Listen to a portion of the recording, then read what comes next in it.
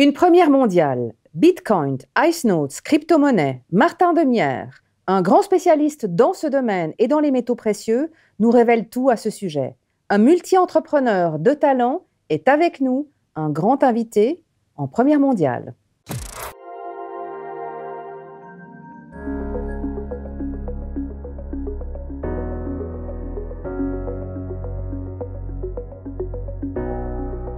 Martin Demierre, bonjour, bienvenue avec nous. Bonjour. Nous sommes heureux de vous recevoir pour un interview tout à fait exclusif pour une première mondiale. Vous êtes un spécialiste des métaux précieux. Et la première question dont on verra tout de suite pourquoi je vous pose, qu'est-ce qu'un Bitcoin ? Moi, en tant qu'ingénieur, je définis les bitcoins comme une unité d'énergie emmagasinée et de puissance de calcul. C'est la matière première pour créer un bitcoin. Quelle est la situation actuelle de ce secteur d'activité aujourd'hui qu'on peut appeler crypto-monnaie ? Alors, le secteur est en pleine croissance. On parle de 200 millions d'utilisateurs dans le monde et l'année passée, c'était quelques 40-50 millions. Donc, il y a eu une très, très forte croissance. Est-ce qu'on peut parler de ce secteur d'activité de crypto-monnaie et de tous les exchange rates, c'est-à-dire dollars, francs suisses, yens, euros? Quel est le lien entre ces crypto-monnaies et ces valeurs monétaires sur le marché? Alors, les monnaies comme les dollars, les euros, on les appelle des monnaies fiat. Elles sont basées sur la foi. Donc la crypto-monnaie est basée sur la science. La cryptographie, la blockchain. Et la différence entre les deux, c'est que, par exemple, les bitcoins, on ne peut pas avoir de l'inflation sur les bitcoins puisqu'il y a 21 millions de bitcoins qui seront fabriqués et pas un de plus. Alors que les dollars, on peut en fabriquer autant qu'on veut. D'accord. Donc, on est limité dans le nombre en termes de bitcoins. Voilà. Alors, en première mondiale, le premier IC Note, Bitcoin, donc, qui vient de votre propre fabrication. Donc, je suis honorée par rapport à ça. Donc, voilà, on le montre. Et maintenant, vous allez nous en parler et vous allez nous donner tous les détails qu'on a besoin de savoir à ce sujet. Ça ressemble à la couleur d'un billet de 100 francs, la taille d'un billet de 1000 francs. Donc, on parle de monnaie suisse. Mais par contre, il y a plein d'autres différences. Et ces différences-là, et surtout ces critères-là, vous allez nous en parler. Alors, effectivement, la plupart des gens qui utilisent les bitcoins étaient des geeks, des gens qui connaissaient la technologie, qui savent comment acheter, qui connaissent un peu les ordinateurs.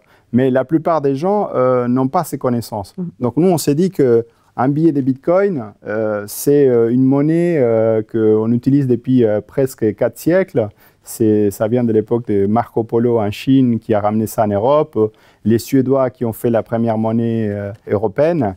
Et puis, depuis presque 4 siècles, on garde ça dans son compte bancaire, sous les matelas, etc. Donc, il fallait quelque chose qui se ressemble et qui tout le monde puisse comprendre comment le garder, comment l'utiliser. Et tout le monde sait à quoi ça sert les francs suisses ou l'euro ou les cash même. Donc, nous, on voulait que ça soit aussi facile à utiliser la crypto-monnaie que le cash. C'est pour ça qu'on a développé un billet de la même forme, avec la même sécurité, fabriqué en Suisse, et avec des encres fabriquées en Suisse, avec une imprimerie en Suisse, avec des hologrammes suisses, avec des signatures numériques suisses, et la société est 100% suisse. Quand on regarde le IC Note de près, on constate plusieurs choses. On a un QR code qui est donc ici, d'accord ? On a une bande argentée qu'on décolle avec un certain nombre d'informations. Et puis, on a une série de chiffres et de lettres qui pourraient être comparés à numéro IBAN traditionnel bancaire. Alors, vous allez nous expliquer maintenant, c'est quoi toutes ces informations? Alors, un Ice Note est fabriqué pour représenter un compte bancaire. C'est un compte bancaire digital de la nouvelle technologie. C'est-à-dire qu'on a l'adresse, qui pourrait être comme l'IBAN, c'est votre compte de banque. Donc, ça veut dire que si vous avez un IC Note, vous pouvez recevoir de l'argent, des bitcoins, de n'importe quelle personne dans le monde entier. Les jours que vous voulez utiliser ces bitcoins, il y a une protection dans les billets et vous devez l'arracher. Et à ce moment-là, à partir de là, vous pouvez envoyer les bitcoins qui sont à l'intérieur du billet. Si vous n'avez pas enlevé la protection, vous pouvez lire avec votre téléphone mobile combien de bitcoin il y a dans votre billet et le transférer et acheter quelque chose comme si c'était du cash. Si les billets a été violés, on va dire, si les stickers a été enlevé, vous ne pouvez plus les transférer parce que c'est un billet où la clé a été compromise. C'est un peu comme si vous achetez une carte à gratter de loterie qu'elle est déjà grattée. Vous savez qu'elle n'a pas gagné les loteries, etc., ou qu'ils ont déjà encaissé les billets. Donc, c'est ça la différence. Donc, vous nous avez parlé d'un certain nombre de personnes qui acceptent des bitcoins. Ça veut dire qu'on peut, depuis un certain temps d'ailleurs, acheter un certain nombre de produits ou de services. Alors, la question, c'est qui accepte ça et quels sont les défis en contrepartie ou en comparaison avec la monnaie traditionnelle ou les cartes de crédit, qui sont finalement de l'argent plastique. Alors, la première société qui accepte les IC Notes, c'est un hôtel à Leuch-les-Bains, en Suisse, à qui on a appris les modes d'emploi. C'est l'hôtel La Croix fédérale de Leuch-les-Bains. Et à qui on a expliqué comment ça fonctionne. Il a accepté, et puis il accepte comme si c'était du franc suisse. Donc, on paye la chambre d'hôtel 300 francs, et le billet, par exemple, à 500 francs, puis il donne la monnaie en franc suisse. Donc, lui, il est déjà dans l'acceptation, parce qu'il a accepté déjà les bitcoins. La plupart des commerces qui acceptent les bitcoins, de là à accepter l'IC Note, c'est juste un pas de plus. C'est enlever les stickers puis recevoir les bitcoins. Finalement, c'est un support pour mettre un certain montant en francs suisses, en dollars, enfin peu importe. Et puis après, peu importe où on se trouve dans le monde, il y a un exchange rate qui est donc généré par une blockchain. Alors, blockchain, en quelques mots, c'est quoi? Mais vraiment en quelques mots très brefs. Et surtout, l'autre question que j'ai, c'est que ça génère des nouveaux métiers. Tout autour de ça, il y a plein de métiers qui sont en train d'émerger. Comment ça se passe? Alors, la blockchain, en fait, c'est des milliers d'ordinateurs qui contrôlent à qui appartiennent les bitcoins. Donc, par exemple, on a monsieur A qui veut envoyer un bitcoin à monsieur B. Et si tout le monde est d'accord que A a envoyé à B un bitcoin, si tous les ordinateurs sont d'accord, c'est assez facile.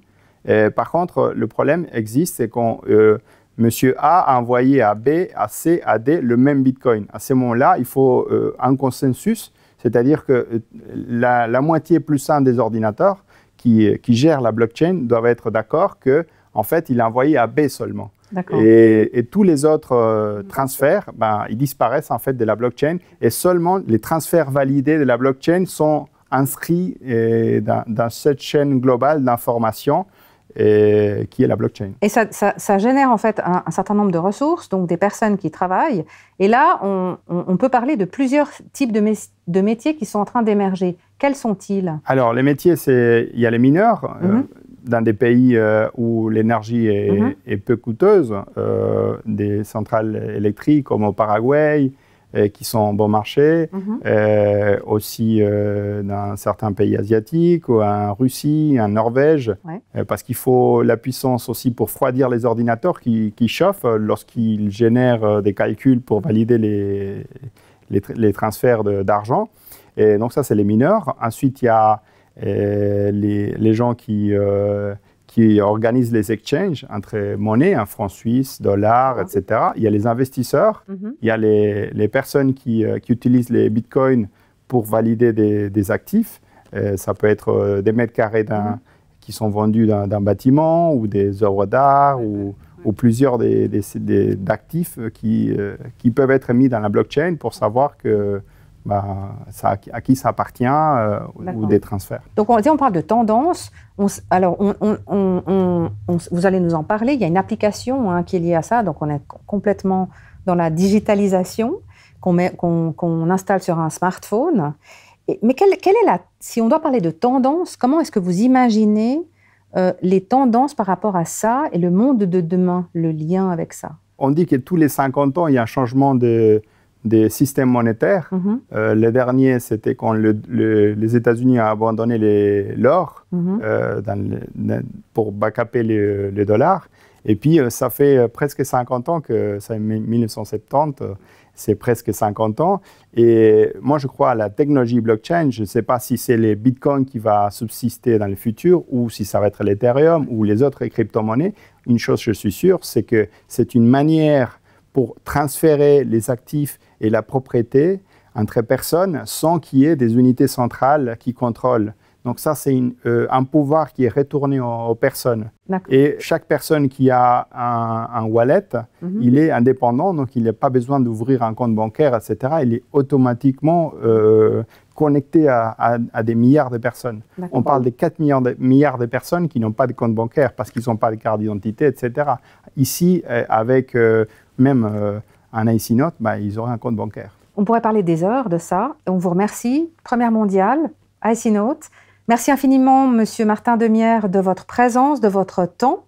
On se réjouit de vous retrouver. On vous souhaite plein de succès et bonne chance pour la suite. Merci. Cette interview est en partenariat avec Dukascopy TV. Restez avec nous, restez connectés et surtout, n'oubliez pas le petit IC Note bleu. Voilà en première mondiale. À très bientôt. Au revoir.